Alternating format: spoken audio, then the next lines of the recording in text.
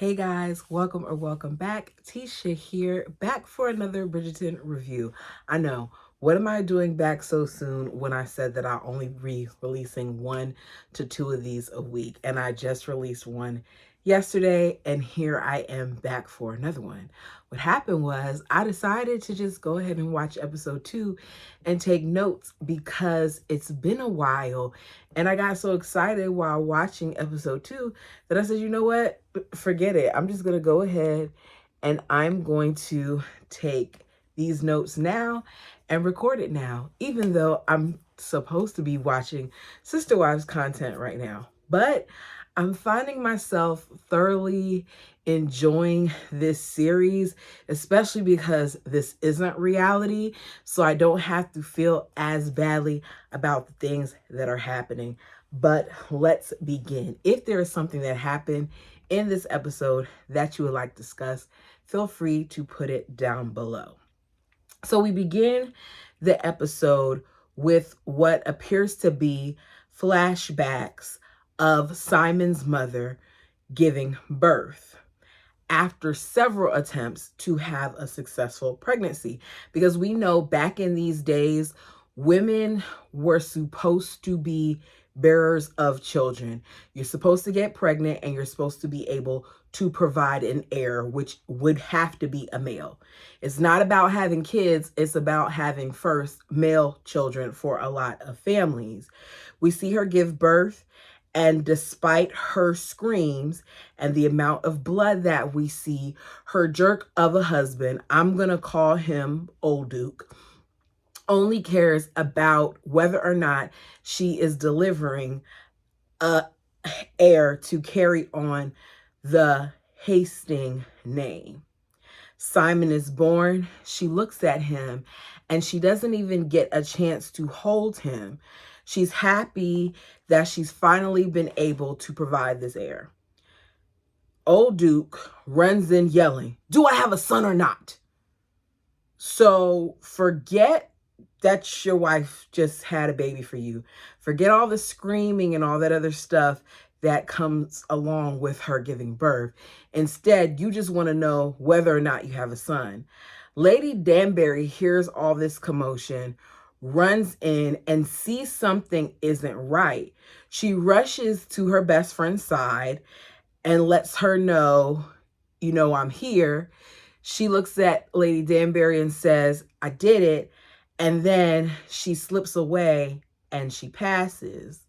While she's on the bed dying and Lady Danbury is asking for them to do something, the jerk of the father is in the hallway with all of his male friends celebrating this son. I mean, they sound like they're at a football game, which shows how little he cared for his wife. But this just reminds us that back then, most of these people were not marrying for love, that instead they were marrying because that's what they were supposed to do. I don't understand how he got Simon's mother in the first place, because she was beautiful and he was, he wasn't. He was not beautiful. I'm looking at him like, how did you get her? But it just goes to show you that old men can get the younger ladies, but the younger ladies are considered to be spinsters if they don't move quickly enough to get a man. We then flash to current day, where we see Simon standing in the very room that his mother lost her life in. And it's obvious that, no one's been in there because there's several sheets and drapes and stuff all over the place. Lady Whistledown is narrating, saying 2 words would describe nights like last night, which is shock and delight because of the events that transpired. As she's speaking about how Daphne has risen from the ashes like a phoenix, because we know that Daphne danced with the Duke of Hastings the previous night, which is a big deal. And the fact that Lady Whistledown is writing about it means that the plan is working. So the Duke meets up with Daphne after leaving what I'm going to call a brothel, where he's obviously spent the night with another woman. He's there to promenade and discuss what she needs in order to have this appearance that they're courting. After all, it's very important to maintain this ruse. Simon and Daphne debate over how many balls they should attend together and whether he should send her flowers. He lets her know, like, look, if I was actually trying to seduce you, you wouldn't need flowers.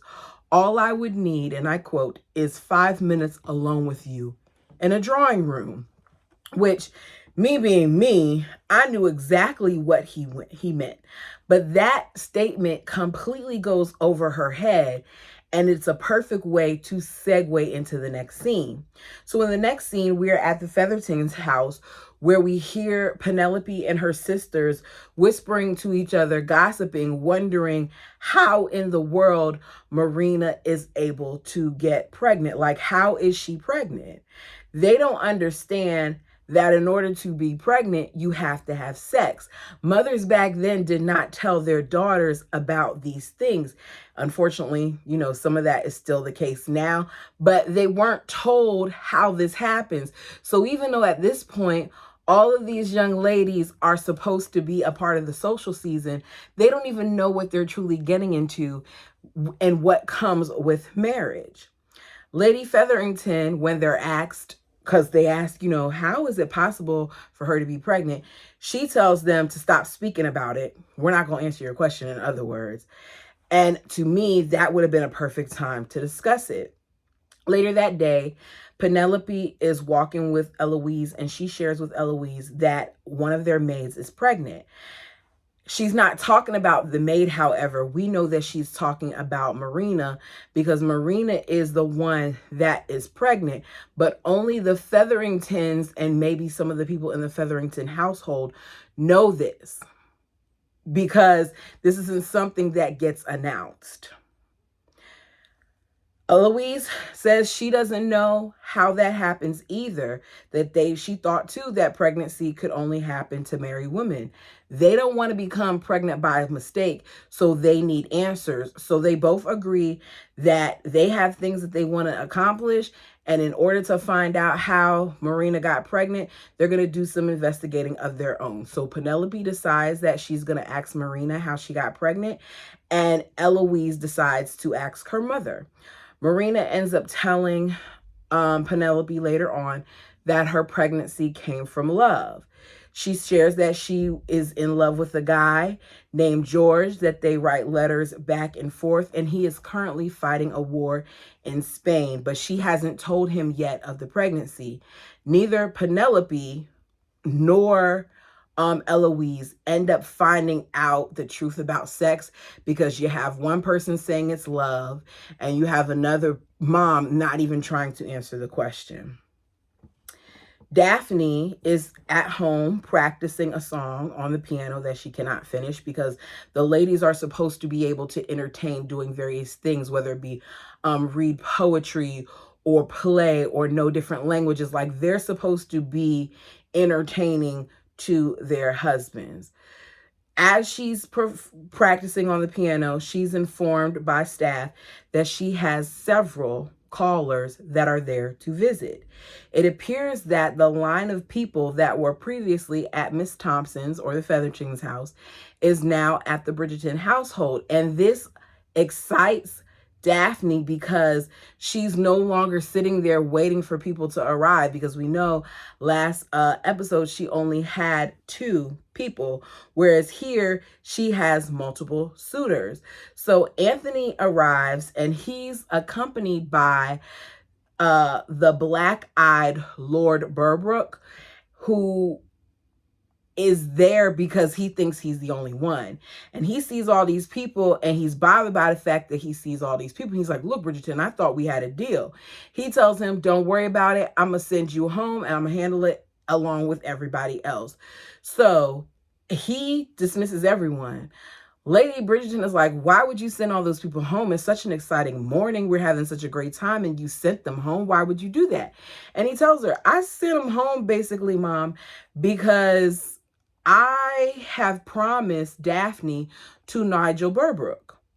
And Lady Bridgerton instantly gets mad because no one likes that man.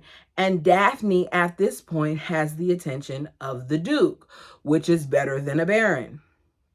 Anthony, because that's what they call him, doesn't want her with the Duke and tells her she will marry Lord Berbrooke. I don't know why he's able to have so much control.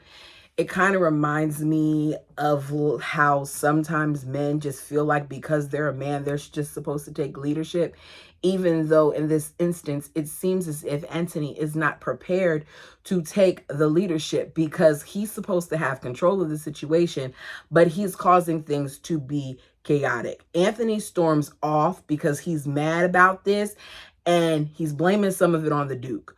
So he goes to confront Simon, who is in the boxing ring, and he's fighting with a fellow friend who boxes.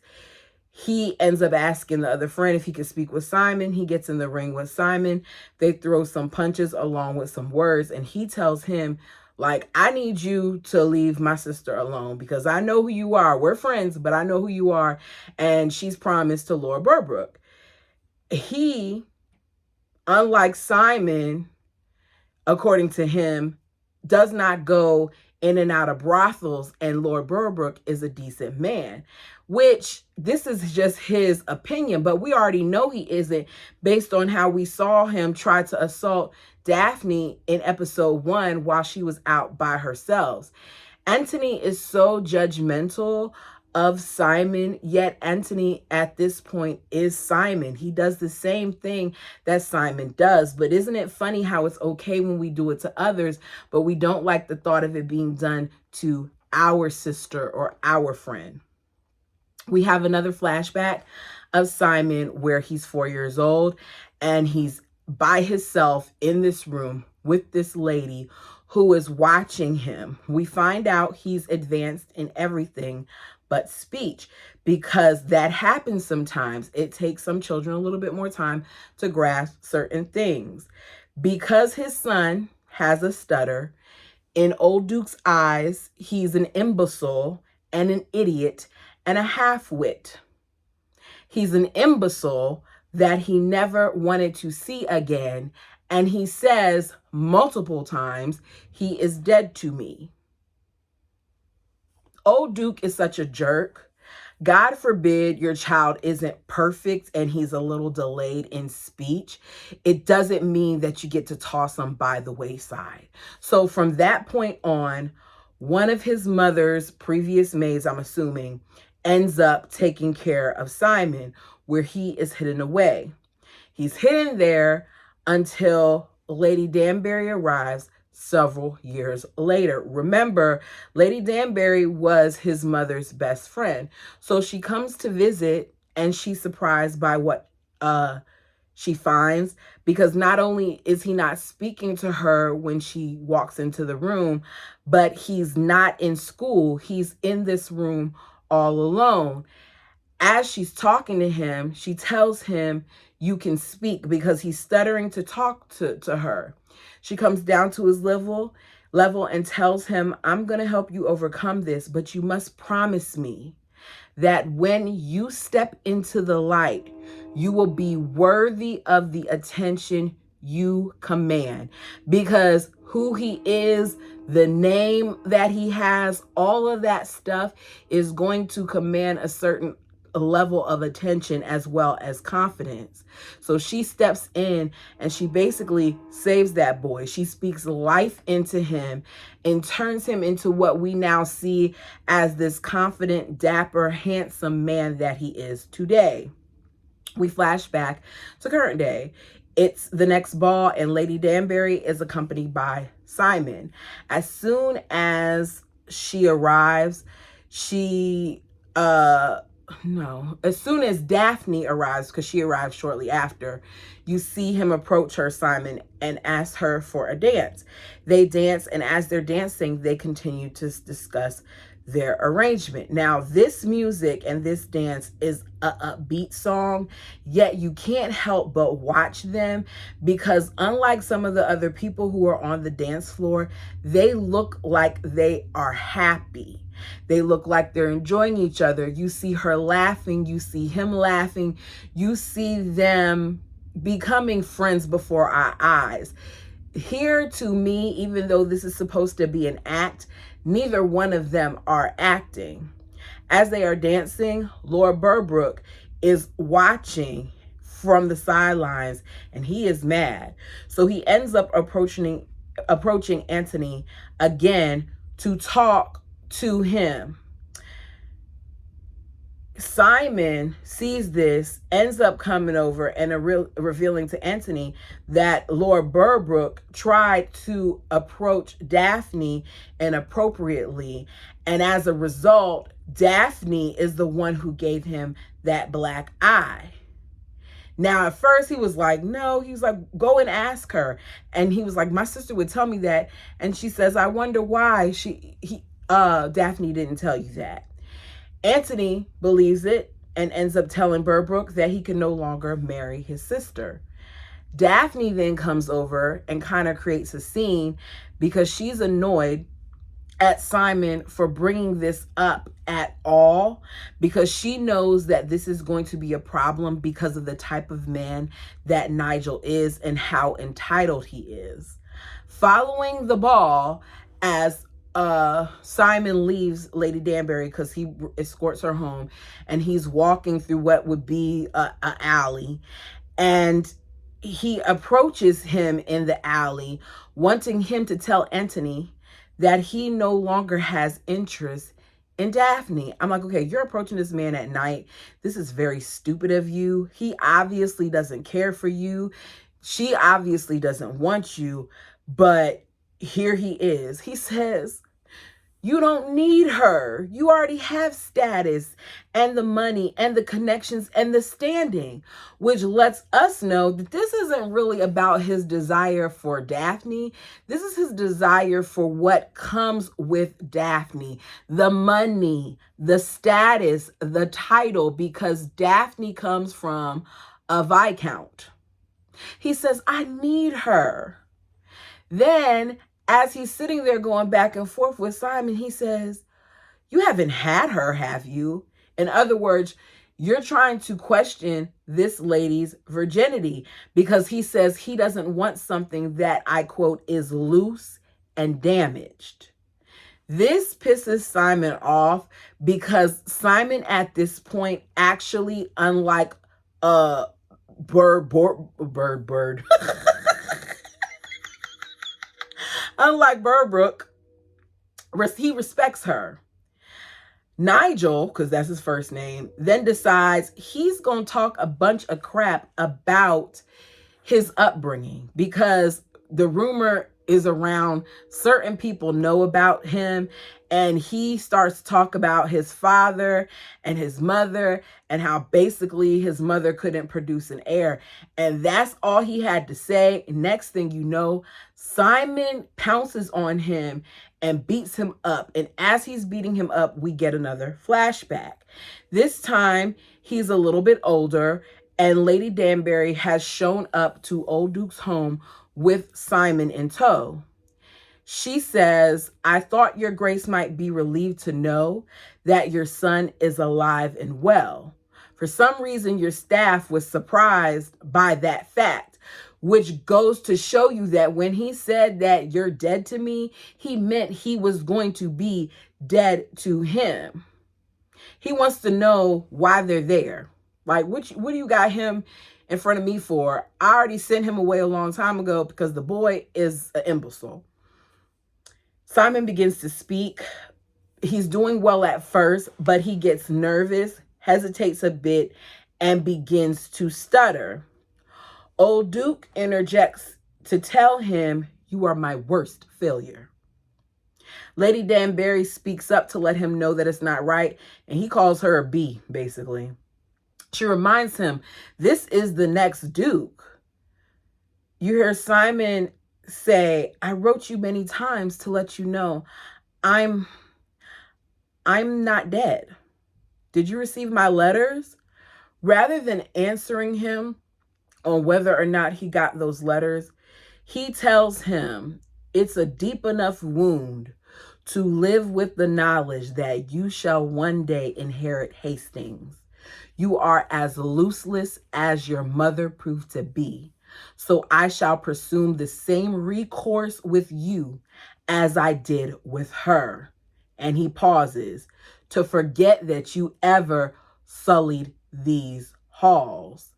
What kind of crap is that to say to your flesh and blood just because you think he isn't worthy of the Hastings title? We then see it's current day, and the Duke is sitting in that same office, which also has several sheets and stuff covering up things, at the same desk that his father was sitting at. And we see him holding one of the letters in his hand. And back then, when you wrote a letter, you put the seal on the back of it so you could tell whether or not it was broken. Well, there's a plethora of letters covering the desk, and not one of the seals are broken, which means that old Dookie never, never opened any of those letters. It's another day, and there's a picnic. Everyone is talking about Daphne's possibility of being courted by the Baron Berbrooke because of what Lady Whistledown has written in her scandal sheet. So Simon arrives, and he's late. As he's walking with Daphne, Berbrooke shows up, and he's rushing, and he looks worse than he did before. And Daphne sees it, and she says, "What did you do?" Berbrooke tells the Bridgertons that he has special papers that say that he is to marry Daphne in 3 days. Crazy that he's able to do that without her presence, but apparently in 1813, this is something that they could do. Berbrooke threatens to spread the word that Daphne came onto him when they were alone. And we know that they're not supposed to be alone at all in the first place. And if she doesn't go through with the wedding, then he's going to do that. This is automatically a problem because this would bring the family shame, because nothing's worse than an unsubstantiated rumor about a woman being unladylike. Daphne is hurt and she is distraught. They end up leaving. She's in the carriage and she just looks defeated because she wants love. We see her later tell her mother that she wanted the beautiful love that she witnessed between her mother and father. That is something that she always desired. But because of the situation, she has to put her family as well as her honor, which is also connected to her family, first. She says, "It's settled. I must marry Nigel Berbrooke." So you see her tossing out flowers and all these other things. She sits down with her mother, and her mother tells her, like, you know, even though you may not have love, you can love your children, and you can look to this and you can find that. Basically trying to let her know, like, yeah, you got to marry this man, but even though you have to marry him, you still got kids, which she still would have to do the act to create the kids. So that's not really a bright side. Not so fast, though. It's not over, because Lady Bridgerton has been summoned to see the Queen. Now, she got this note before all this happened, but she has to go see the Queen. So as she's sitting there talking to the Queen, and the Queen is snorting cocaine, she lets it be known that she's disappointed in this situation because she thought that Daphne would be with, I don't know, a duke. Between her drug usage, she basically advises her that Daphne's supposed to be with the Duke and they need to do something. So Lady Bridgerton leaves there with a plan.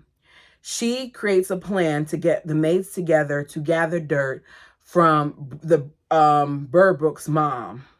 So they're invited over for tea. The maids always end up in the same area because they're serving, and they compare notes. They complain a little bit about their people so that they can find out what's really going on. So they discover something. They find out that Lord Berbrooke has a secret child who he banished and he does not support. Daphne says, okay, this is great, Mom, but What are we going to do with this news? Because they're not going to believe the word of a woman over a man, which also goes back to the times that they were in. So she goes, okay, they're not going to believe us. We're going to do what we do best. And what they do is they gossip in hopes that the telephone line will spread and somehow it will get back to Lady Whistledown. And it does. Lady Whistledown ends up writing in the scandal sheet about the Baron Berbrooke and how he allegedly has fathered a bastard, and Berbrooke is so mortified that he ends up leaving town. So the plan worked. Anthony tries to talk to his mom about the situation and says he's glad it worked out or whatever else. And his mother basically lets her know, like, look, you're not doing your job, but I'm going to do my job to make sure that she marries for love and that she's with the Duke. So it's another night. Simon and Daphne go to get another ball together. They dance with their faces really, really close together. I mean, they're like this, and they're talking. And as they're dancing, they're swearing that this is just them trying to find her a husband, and that this is just trying to make sure that Lady Whistledown buys it while they're able to find her love and a husband. As at the end of their dance, Simon walks off to the side and he's standing there watching Daphne dance with other people. Lady Danbury approaches him. She says, "The two of you certainly make a captivating match, Your Grace." But she can tell something isn't right. She says, "Whatever is bothering you?" He says, nothing at all, Lady Danbury." We then get a more current flashback. It's of old Hastings laying in the bed, and he has, I can't remember if he had an oxygen mask or not, but he was struggling to breathe. He says, my son. So you over here stuttering and stammering to get your words out. But previously, when your son was younger, if he would have did that, you wouldn't have wanted to hear anything that he had to say. He says, "You have returned to take your rightful place.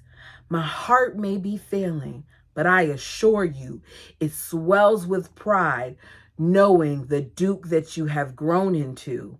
And the great Hastings' name shall continue." So even though his father didn't have anything to do with what's standing in front of him right now, he's swelling with so much pride because my son is back. My son is here. Even though I treated him like trash, he's here. Despite telling people for years he was dead, that he sullied these halls, that he was no good like his mom and all these other things, he's here. Despite not answering his letters, despite not opening those letters, your heart swells with pride. Despite not showing him love, you're happy he's here to take on the Hastings name. Simon says, as he leans in, and that voice gets low, "Listen to me very closely. For I have only returned to do but one thing, to make you a vow. The only vow I will ever make in my life. I will never marry. I will never sire an heir. The Hastings line will die with me." As he says that, the father getting a little choked up, like, okay, I'm being a little dramatic. He says, "Are my words clear enough for you, Father? Speak, you effing monster. Speak." And his father dies. So he had the last word. The father's biggest fear was that he wouldn't have his name be carried on, was that there wouldn't be an heir for the Hastings line. And here he is on his deathbed being told by the only possible heir that there will be no heir. So he had the last word, and that was a really good way to get back at him as he went out. I liked the first episode, but this second episode I really, really enjoyed because it gave a little bit of perspective as to why the Duke maneuvers the way that he does. The Duke's only form of love that he ever has received has been from what it seems like is Lady Danbury. His own mother was not even able to hold him after his birth, which means he never even had that motherly bond. His father only dealt with him probably until the point of where he could speak, and he noticed that there was a delay in that. And as a result, he didn't get a lot of the attention that he should have gotten from his father. So in essence, Simon was an orphan. He had other people that came in and helped take care of him here and there, but he had no parents, which kind of speaks to the life he experienced. You can have all the money in the world, but what's money without happiness? You all leave your comments down below. I didn't realize that whole time that my nose ring was pointing that way. Y'all, that's not an oogie. My nose ring is just the L bar, so don't mind that. But far time to tell you when I'm over. Leave your comments down below. Let me know what you think of this. Hit that thumbs up button for me. It helps. And until next time.